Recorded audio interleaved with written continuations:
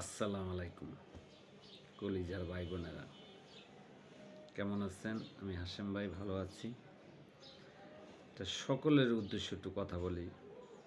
আমরা বর্তমানের বেগম খালেদা জিয়ার জন্য একটু হাত তুলে মনাজাত ধরি, সে বেঁচে থাকুক। তা আল্লাহর দ্বারা দোয়া করি খালেদা জিয়া বেঁচে থাকুক, সামনে একটা নির্বাচন আছে, একটু দেখুক, ঠিক আছে?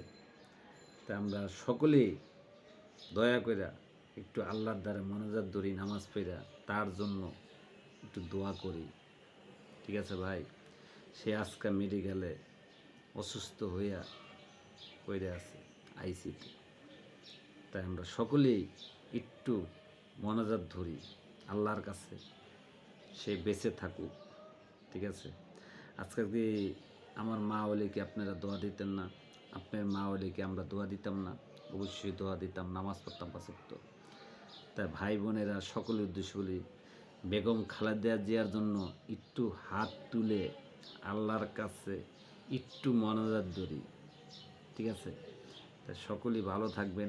আমার যারা নেত্রীরে ভালোবাসেন, দল করেন, অবশ্যই আমার এই বয়সটা সকলের কাছে একটু পৌঁছায় দিবেন, শেয়ার করে দিবেন, 2টা কমেন্ট করবেন কারা কারা নেত্রীরে ভালোবাসেন, বেগম খালেদা জিয়া, ঠিক আছে?